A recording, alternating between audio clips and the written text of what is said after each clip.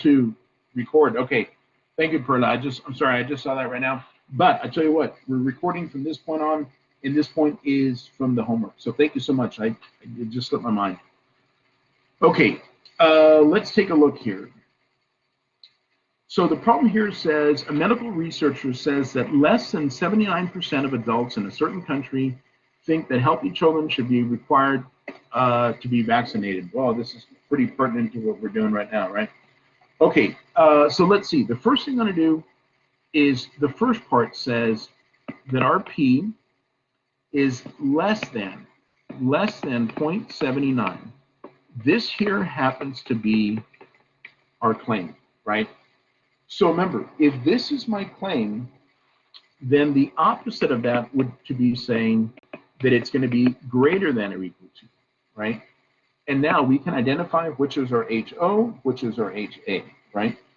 So because this one has the equal to part, this is our HO. And because this one does not have the equal to part, this is our HA. Okay, let's see. So now the question says, identify the claim in the scenario, and it says, select the correct choice below and fill in the answer box to complete our choice. Okay, it says the percentage of adults who think healthy children should be required to be vaccinated is not. No, it's not saying that. Let's see. Blank percent of adults in the country think that healthy children should be required of vaccination. No, because it has to be a less than. Let's see. There you go. Less than blank percent of adults in the country think that healthy children should be required to be vaccinated.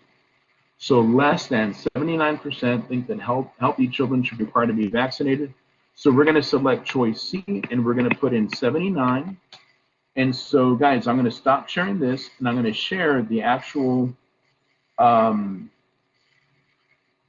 problem so that we can see in real time that we are entering exactly what we have, right? So I'm going to go right here, and I'm going to put 79 because it was 79%. And we got the first part right. Okay, excellent. So now let me go ahead and copy this second part here, and I'll place it into our notes, and then we will figure out which is our HO and which one is our HA. Copy this. Stop sharing this one. Come back to the notes. Here we go. And paste. Okay, so now let's take a look and see which is the one that's going to be our HO and which is going to be our HA. So remember, what I'm really trying to do here, y'all, is match this up with what we have right here.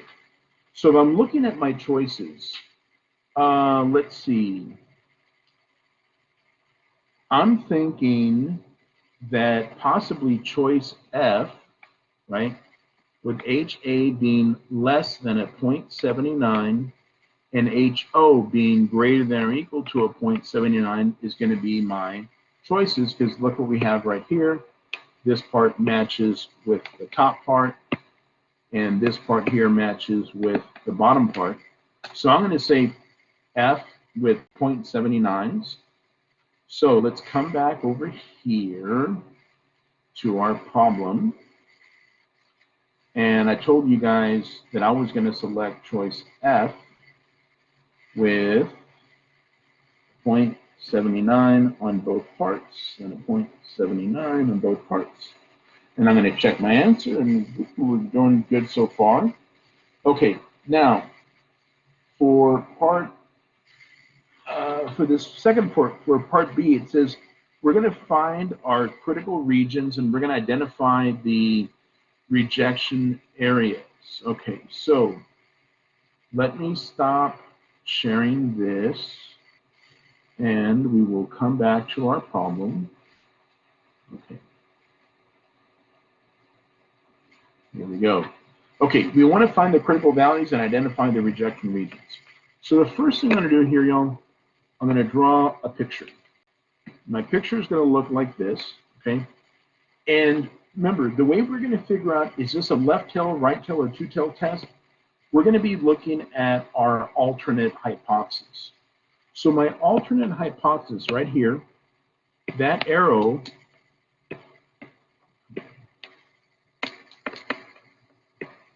This arrow is pointing to the left. So this is telling me this is going to be a left tail test. And our alpha in this case happened to be a 0.01. Okay. So this is a 0.01. So the way I'm going to find this critical value here, y'all, is we're going to go second, we're going to go vars, we're going to go inverse norm, and we're always looking for the area to the left. So the area to the left, second, vars, inverse norm, the area to the left is 0.01. Oops, 0.01. And I'm coming up with a negative 2.33. So negative 2.33. Okay. Now again, remember, this here is my rejection region, and this is my fail to reject region. Okay. So right here, I'm going to type in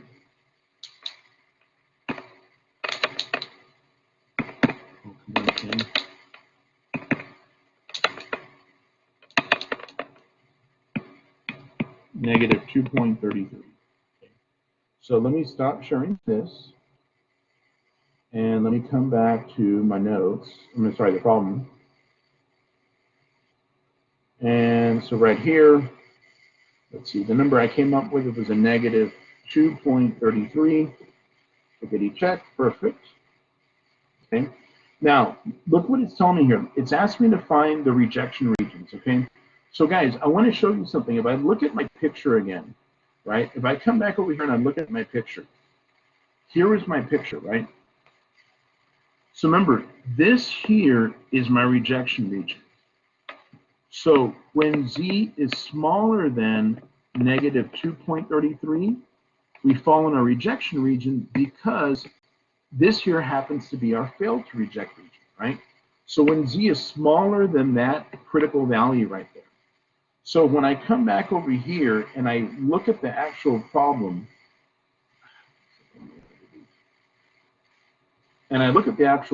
right here, we said when it was going to be smaller than that negative 2.33, that was my rejection region, right? Okay. And now we're going to find our standardized test statistic. Okay, so let me show you how we're going to do that. So I'm going to stop sharing this, and I'll come back over here one more time to my notes. Okay. And we're going to find our standardized test statistic. So my test stat, the formula was p hat minus p divided by the square root of pq all over n. Okay. So let's see if we can figure out some of this information. So I'm going to come back over here. Okay, because we have a couple things we need to find.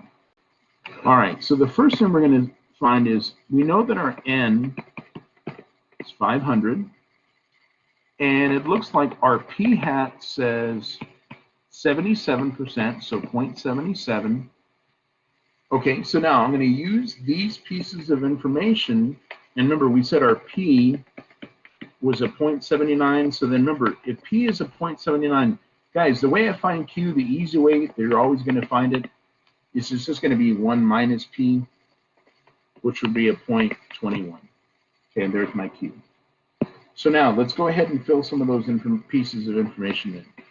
Okay, p hat, we said p hat was 0.77 minus p, which was a 0.79, divided by p hat, which was, p, which is 0.79 times 0.21, and I remember our n was 500. Okay, so now we're going to go ahead and do this part here on the calculator so we can kind of see what's going on. So let's do this on our calculator, and we'll enter those numbers in as we have them. So turn it on. Let me clear all this out. So I'm going to go parentheses 0.77 minus 0.79 divided by the square root of 0.79 times 0.21 divided by 500. And the number that I'm coming up with, if we go to 2 decimal places, y'all, I'm coming up with 1.10, negative 1.10. Okay. So let me stop sharing that, come back over here, and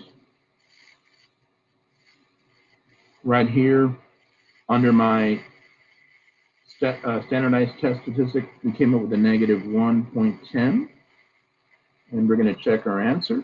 Perfect, we got that part right. Okay, now we got to decide, do we fail to reject, what's going to go on, okay? So I'm going to stop sharing this real quick because I want you all to look at the problem as we were doing this. So the negative 1.10, okay? Remember, this number right down here was at negative 2.33. So negative 1.10 is going to be somewhere over here in the fail to reject region, right? So first thing we're going to say is we're going to fail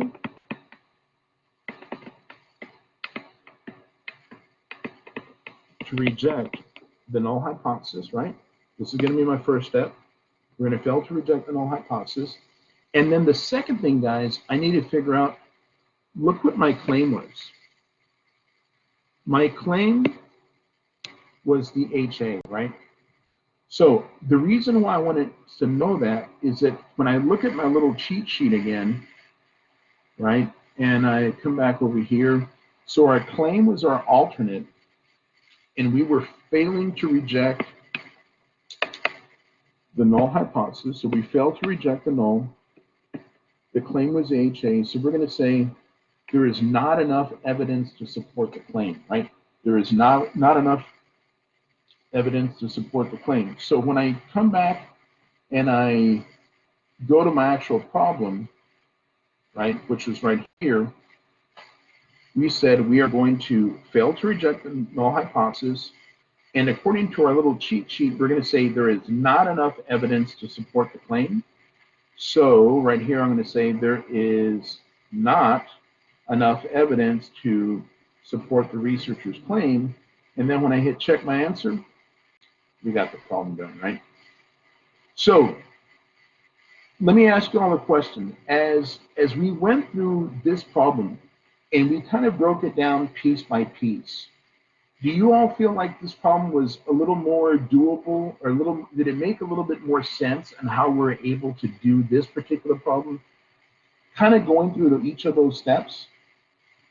You can either speak up, you can put it in the chat. It's up to you all, which y'all think is better.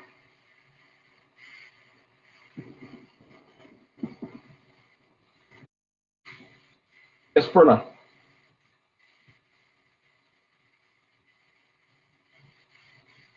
Yes, ma'am. You have a question? Kelly, it worked? Good. Perla, do you have a question for me? I can't hear you, so I don't know if you have your mic on or what, but I can't hear. Sorry, I had it off. That's okay. When we on letter D decide whether to reject, fail to reject. So what is the number that we're looking for in comparison? Okay. Good. Okay, excellent question. I'm glad you brought that up. I'm going to share with you one more time the screen so you can see what it was we were doing. Let me pull it up right here. Okay, so what we're really doing is when we came up with this, number to begin with, that critical value, that Z0, by using our alpha, when we found that number, right, and that number ended up being the negative 2.33, right? That's this value right here, where the area to the left of it is 0.01. That's my rejection region, right? That's my big capital R. So this is my fail to reject. So then right now, when we came up and we did all this kind of work right here, and we came up with that negative 1.10, what we're basically asking ourselves, and I'm going to kind of draw it again a little bit just so you can kind of see. So this value was a negative 2.33. This is my reject. This is my fail to reject. So when we came up with this number right here, that number is in the fail to reject region because it's to the right of this guy right here. So really what we're doing is we're comparing this number with that one right there. And then we can decide whether it's a reject or fail to reject. You know what I mean? So I'll tell you what, guys, it's still kind of early. I mean, I'm looking at the time, it's 6:33. Why don't we, this is number 2. Let's do number 3, and this way the only ones you all have to do on your own are number 1 and number 4, okay? So, oops, let me see, I heard something in the chat. Let me come back over here. Okay, awesome, great. So guys, I'll tell you what, let's do number 3, and this way, like I said, the only one you guys have to do on your own is number 4 and number 1, and hopefully after doing this one, it makes again a little bit more sense. And again, what I like about doing these all is we're actually doing the actual problems that you have in your homework. So you know you're getting like the real deal kind of stuff right here. Okay. All right. So let me zoom in a little bit. Go here. Paste it. Okay. So guys, this one here, I copied it directly from the assignment. It's number 3. And it says, the research center claims that at least 31% of adults in a certain country thinks that their taxes will be audited. Okay, so the first thing I'm going to do, I'm going to start writing this here. And I want to think about the term at least 31%. So I was actually doing this in my other class. So forget about the actual problem that we said, right? Suppose I said, I'm applying for a new job and I want to make at least $100,000 a year, okay? Think about what the term at least means. That means I actually want to make $100,000 a year or more, right? That's what it really means. If I want to make at least $100,000 a year, you can pay me 100, you can pay me 105, you can pay me 180. But if you offer me 99,000, I'm not going to take it because I want to make at least 100,000, right? So when we look at this problem here and it says at least 31%, that's telling me that P is greater than or equal to 0.31. Now this here, y'all, is our claim. So think about what the opposite of saying something is bigger than or equal to would to say something is smaller than 0.31. So now that we've done that, remember, because this has the equal to part, y'all, that's going to be my HO, and this one here is going to be my HA. And now we're going to do this problem just like we did the one before. It says identify the claim in the scenario. So at least, if you look at choice B, it's pretty straightforward, right? At least 31%. Okay, so I'm going to come back to, oops, let me see. Oh, I'm sorry, guys. I thought I was sharing it, and I wasn't. Oops, my mistake. Sorry about that, guys. Okay, oops, I was writing all this stuff out here.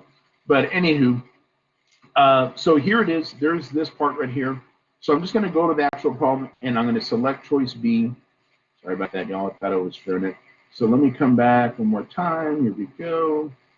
And boom. So choice B right here, at least 31%. Check it. Perfect. Okay, now we're going to do the same thing we did before. So let me do a little copy and paste right here. And let's go like this, copy. And let me close this off. And let me stop sharing this one here. And let me come back to my notes. Okay. All right, so now it says, let P be the population of proportion successes. For success an adult is an adult in a country who thinks the taxes will be audited. Okay, so remember what it is I'm trying to do, y'all. I'm trying to get this part right here to look like either my A, B, C, D, E, or F, right? Whichever one it happens to be. So if I take a quick look here, I want to say that choice E, where P is greater than or equal to 0.31 and HA is smaller than 0.31. So I'm going to choose E, and I'm going to enter in 0.31s. So let me stop sharing this, and we'll come back one more time to our problem. And I said we're going to go with choice E, and here it is, and 0.30, oops, here we go, 0.31, and again 0.31, and I'm going to go check, and we got it. Okay, so we're doing good so far. Okay, so now second piece here, we're going to find our critical values, and we're going to identify our rejection regions. Okay, so let's do that next. So let me come back one more time. Here we go.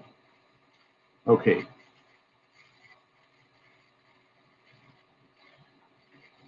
So guys, what I'm going to do here first is I'm going to draw a picture, big picture like this.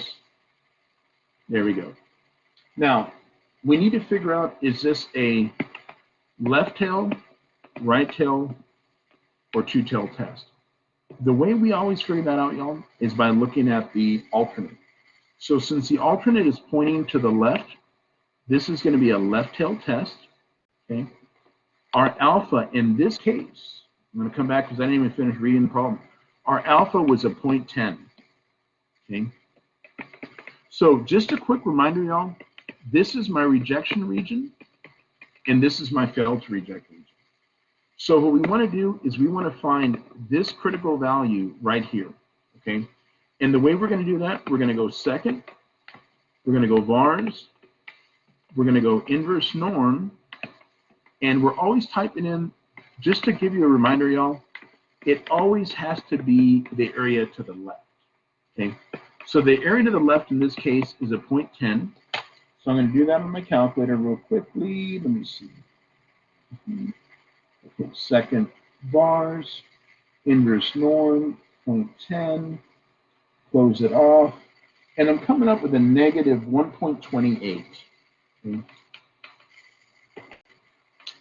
All right, let's see, negative 1.28. Okay, so right here, I'm going to type in negative 1.28, and it's probably going to say, okay, where's my rejection region going to be, right? So wouldn't we say our rejection region is when Z is, what, smaller than that number? Okay, and I'm just kind of anticipating the next part of the question, okay? So look, let me stop sharing this, and let me come back to my problem. Okay. All right, so right here, we came up with a negative 1.28. Here we go. Excellent. Okay. And now again, remember, this was the second part. So we said we're going to reject when Z was smaller. So right here, less than negative 1.28, right? Okay. And now we're going to find our standardized test statistic. Okay, so let's do that next part. So we're going to come back to our notes. Okay, and now we're going to find our standardized test statistic. So this is going to be this formula right here, y'all, which we said was P hat minus P all over the square root of PQ all over N. Okay, so let me come back because I need to scroll and read some more. So let's see, it says in a random sample of 900 adults. Okay, so my N is 900. Let's see, 27%. So my P hat is a 0.27. Say they're concerned that their taxes would be audited. Okay, so guys, remember also, since we knew that our P was a 0.31, remember my Q is going to be 1 minus this number, which is going to give me a 0.69. Okay, so I'm just going to start writing that part out over here. Tell you what, I'll just do it right here where I have some more room. Okay, so I said P hat minus P all over the square root of PQ over N. So P hat is a 0.27 minus 0.31 divided by the square root of PQ, so 0.31 times 0.69 divided by our N was 900 because there was 900 people here. Okay. And we're going to find that standardized test statistic. So again, I'm going to show you all on my calculator, guys, how I'm doing this.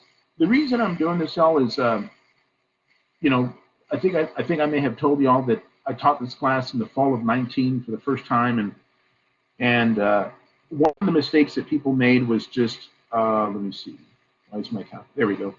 Was just how they entered in stuff in the calculator. So I want to make sure that if you're making a mistake, you're not making a mistake because you're putting something in the wrong in the calculator. Okay. So let's see. We said parentheses 0.27 minus 0.31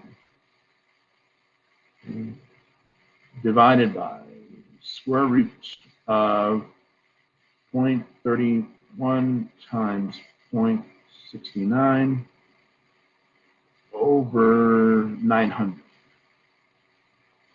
Close that off. And so the number that I'm coming up with here is a negative 2.59. So let me stop sharing this, and we will come back to our notes.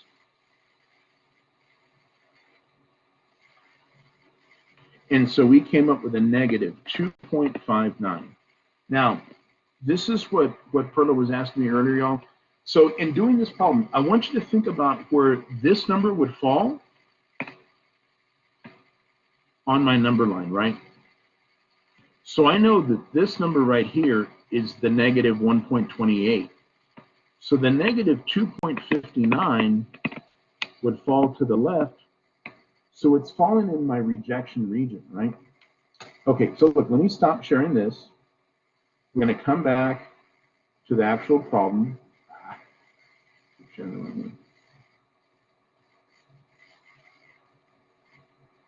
And we said right here, this was a negative 2.59. Going to check our answer. Good, good. And then now we know that we fell in that rejection region, right? So right here, we're going to say we're going to reject the null hypothesis. I don't know the rest of it, but I know I'm going to reject the null hypothesis. Okay. So look, let me stop sharing this.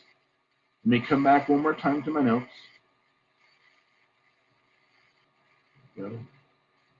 Okay, so we are rejecting the null hypothesis, right? And the other thing I wanted to mention, y'all, is, so let me write it down here. We are rejecting the HO. Okay. Now, I also want you to be aware that the HO was our claim, right? The null was our claim, and we are rejecting it. So I'm going to go to my cheat sheet, because the cheat sheet is going to tell me exactly what I need to do. So we said we are rejecting the null, and the claim was our null. So we're going to say there is enough evidence to reject the claim. So that's the statement that I'm looking for. There's enough evidence to reject the claim. So when I come back over here and I say, okay, well, how do I answer that question now? We're going to say there is enough evidence to reject the claim. We're going to check it, and we got it done. Okay. So, so guys, what I really wanted to emphasize here was those two problems that we did. You know, we did them directly out of the homework, right? You only have 2 more problems to do. You only got to do number 1. You got to do number 4. But we were able to knock out a whole bunch of them, right? And so I'm hoping as we did that, that made a little bit more sense in terms of how we can kind of figure out, you know, how to apply these types of problems, okay? So let me stop sharing this here, okay? And go ahead and get rid of this part. Okay, so the other thing I wanted to mention, y'all, is, let's see, here we go. All right, so I told y'all that we're going to have a review session. I think I sent that to y'all yesterday. We're going to have a review session, y'all, next Thursday, okay? And because I have the 2 stats classes, so I'm going to have everybody come in at and we're going to review next Thursday night starting at 6:30. And then our finals are going to be on Monday and Tuesday, right? And there's specific times. I don't remember the times off the top of my head right now, but just make sure you sign up for the time. And then, you got to take your final either Monday or Tuesday. All the assignments are due by next Thursday, y'all. I'm sorry, not next Thursday, the Thursday after that, May 13th at 6:30 p.m. You know what? I'm going to share one more thing with you guys so that you guys can see this, and because I think I did it with my previous class, and I don't think I did it with you guys yet. But let's see. Yes, you guys can see this. So, guys, I know some of you, and I don't know who it was, but I know there's some people who missed turning in class assignment 1 and that kind of stuff. So actually, you know what? Let me do it in the student preview so that it looks like exactly what you guys see. Let's see. Here we go. So if I go here to weekly activities, guys, what I did is wherever class assignment 1 is, I labeled it in the folder, right? So you don't have to go back and figure out which one it is. It's going to be right here. And you can see there's class assignment 1. So if you did not turn it in, come down here, download the formula. The directions are here on how to submit it. You can still turn it in by 6:30, May the 13th. And here is class assignment number 2.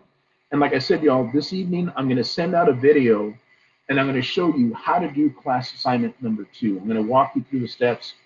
And the way I'm going to walk y'all through the steps tonight is the same way you guys are going to do class assignment number 2. Okay.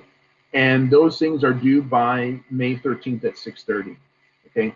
And then again, here it's the final exam dates and all that kind of good stuff. So we'll be taking ours Monday, May 10th at 10 a.m. or Tuesday, May 11th at 6:30 p.m. And here's the sign-in sheet. And I think I did go through this because there were some names on there already. But anywho, I just kind of want to let you guys know that. So, start working on the review when you have chance, guys.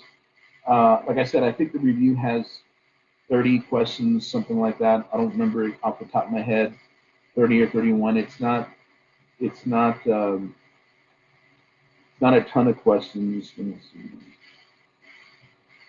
35 questions, okay? And I only picked 14, and those 14 came directly from the review. All right, so if you know how to do these 35, then you're going to be good for those 14. So I hope that was helpful tonight, y'all. I hope what we did made sense. I'm going to stop recording the session.